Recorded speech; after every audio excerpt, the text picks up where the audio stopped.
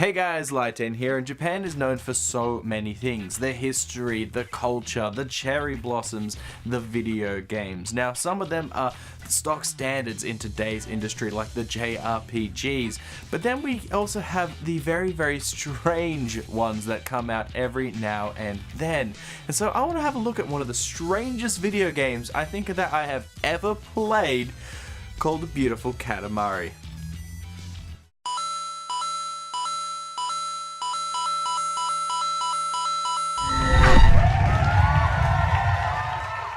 Beautiful Katamari is a sequel to Katamari Damacy, which was for the PlayStation 2.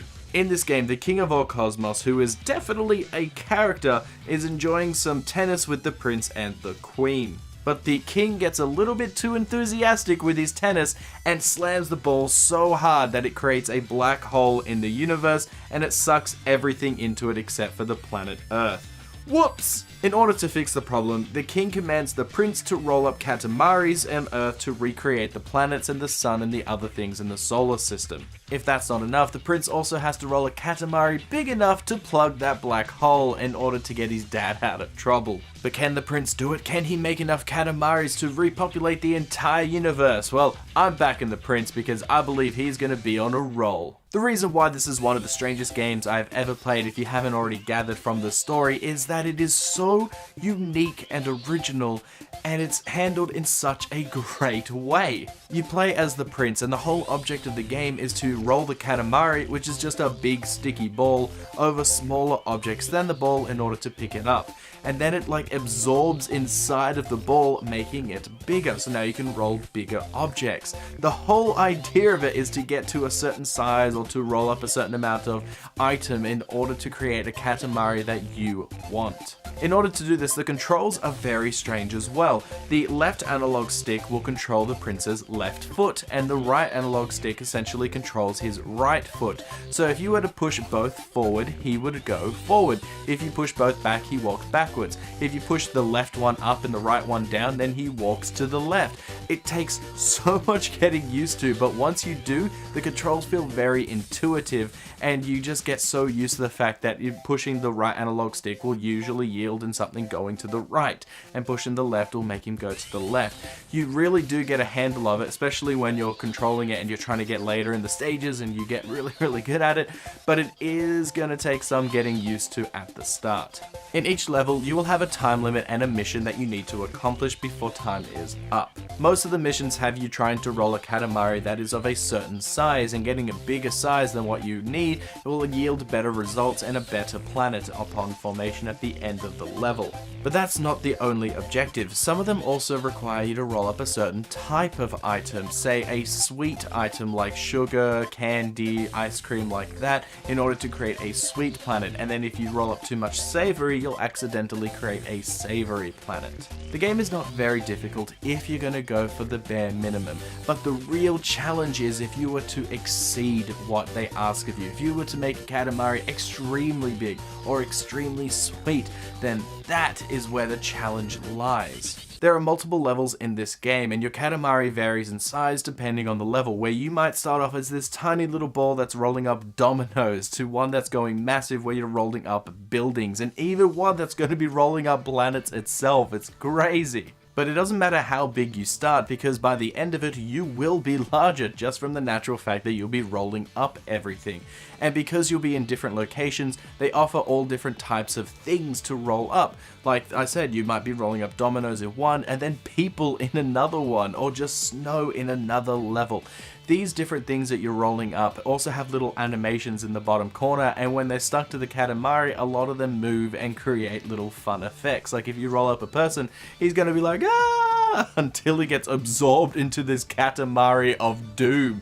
It's so funny, it's so morbid, but it's just so much fun. As each level is very different, it offers a great deal of exploration whenever you get to a new level, and a lot of the levels have different areas that can be accessed once you reach a certain size. Like one level has you inside of a house, but when you get big enough, you're allowed to go outside and eventually roll up cats and dogs and people.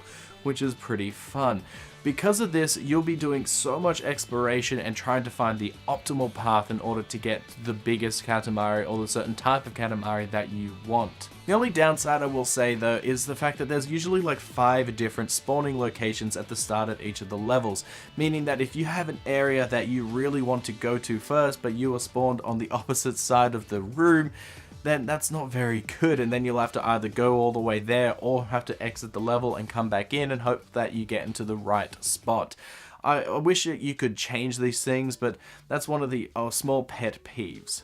What isn't a pet peeve though is the dialogue in this game. The king is an absolute riot. Whoever wrote the dialogue for this guy was having so much fun at their job. He has so many different quirky lines and just fun expressions, and he totally puts down the prince at every chance that he can get. He is a total a-hole, and he is the cause of all the problems in the cosmos, honestly, and it's always the prince that has to fix the problems, and he always blames us for doing things wrong.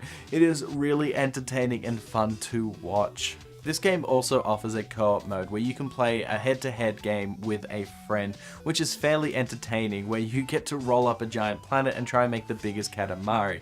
And one of the fun things that you can do is that you can speed up your Katamari and rocket it into another person, making them drop anything that is not absorbed into their Katamari. Then you can pick it up and make yourself bigger.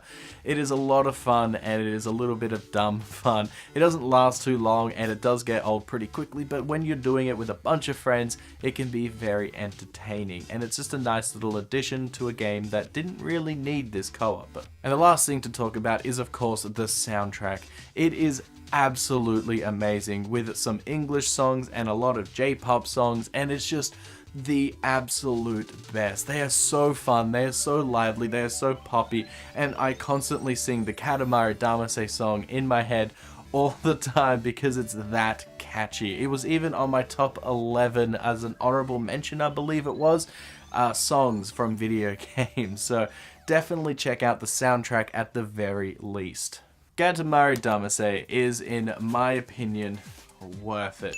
It is such an amazing game. It is so many hours of fun, of you just rolling around and picking up random objects in order to make your Katamari as big as it can be, without really any consequence when you're killing people or sucking up cats and dogs and other things like that. There is such a great variety of levels and a good variety of missions inside of each level that will keep you occupied as the game progresses. The soundtrack is amazing, the humor in the game is amazing, and honestly, aside from a few little nitpicks, I think that this game is great.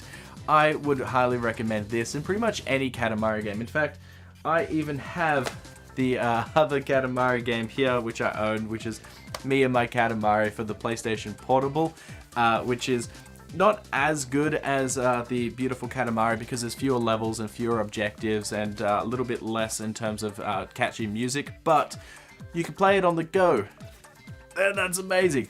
I used to love playing this when I was younger because I could just roll up things wherever I was. So this also gets a worth it. Yeah, check out the entire Katamari series. You cannot pick a bad game in the series. They're all fantastic. So tell me what you thought about Katamari Damacy. Do you love it? Do you hate it? Do you think it's just that little bit too odd? I know that the controls do take a bit of getting used to at the start. That has put a few people off, but honestly, whenever my friends play it in co-op and they finally get a handle of the controls, they absolutely love it. And they can enjoy just what it is, just this strange thing. And even some of my friends have asked to borrow it just so they can experience it for themselves. But tell me what you guys think, and don't forget to like and subscribe, and I'll see you guys next time. Bye! La la la la la la la la la la la la la la. Oh, Katamari Damacy. It's so catchy. I love these games. Definitely.